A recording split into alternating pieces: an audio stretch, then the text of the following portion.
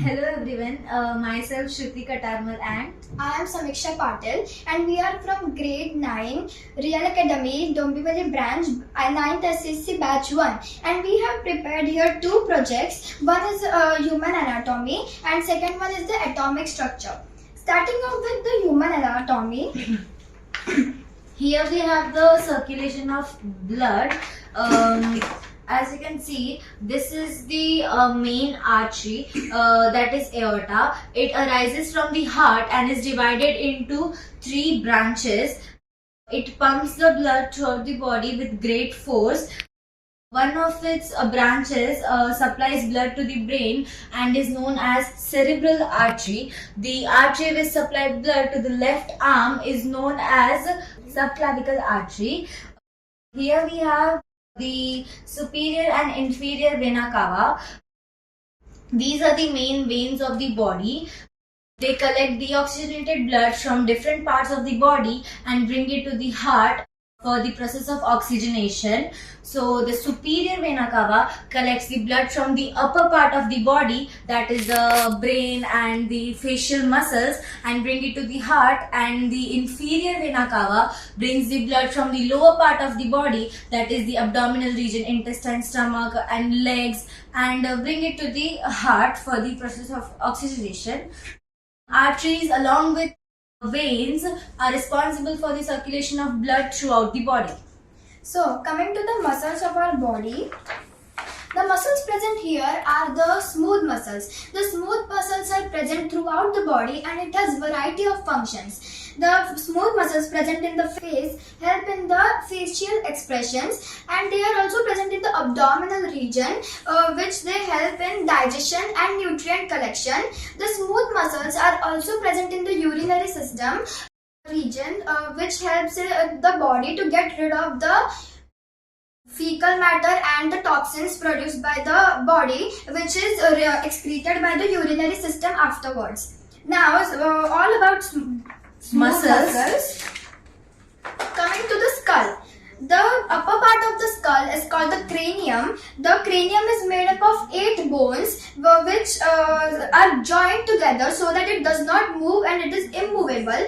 The lower part of the skull is made up of 14 bones and the only movable bone in the skull is the mandible bone, which is the jawbone.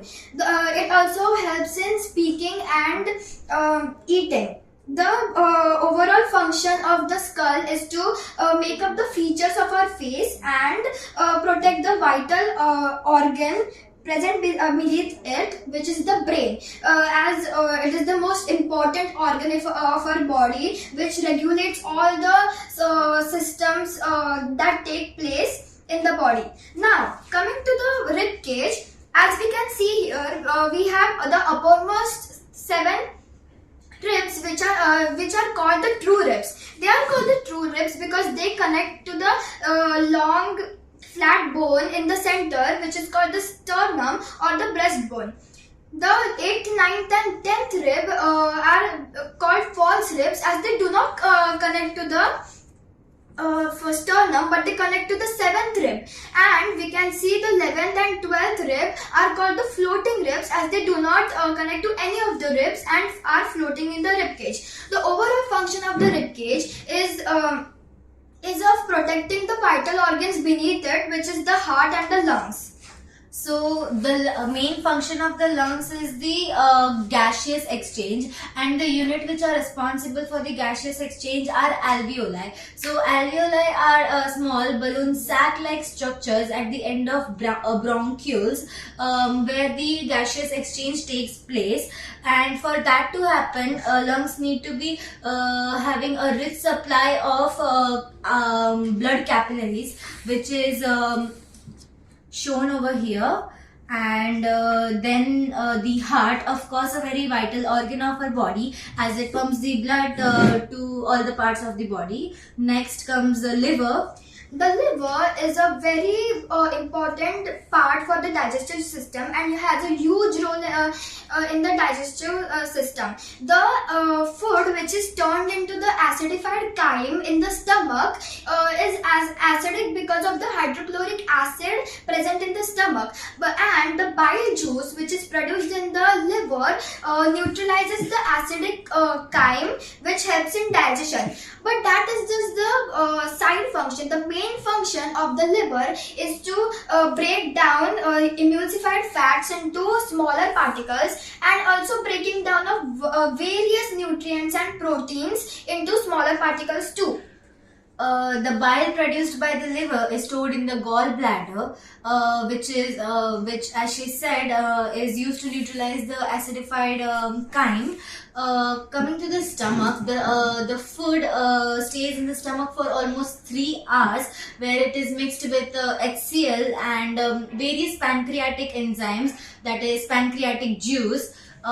Pancreas, as we can see here, pancreas, they are the only gland in our body which is both exocrine as well as endocrine. Then the food from the stomach is passed into the intestine, small intestine, and in the duodenum the bile is mixed with the acidic food to neutralize it, and the small villi are the structure present in the intestine which have blood capillary connection. So the villi absorb the nutrients from the food which was digested in the stomach and then pass the food to the large intestine. The main function of the large intestine is to absorb water from the food which was passed down from the small intestine. And next we have the kidneys. The kidneys are a very important organ in our bodies, as it has the function to purify the blood that comes from the heart. The another function of kidney is to produce urine, which is then excreted by the urinary system afterwards. But the main function of the kidneys is to purify blood, which is very important for our body. And as it is, the kidneys make up a very important organs in our body overall. So as we have gone through all the systems of our human body, this is our overall project of human anatomy. And this is our project, that is atomic structure. Starting off with the structure of the atom, as we can see in the middle, the nucleon is present here, which contains the protons and the neutrons. The orange color are protons, the green color are neutrons, and the white are the electrons. The protons are always the total number of electrons present in the atom. And the nucleon altogether just makes up the weight of the atom, as the electrons are almost negligible in weight. So it helps in the mass. Coming to the orbital structure,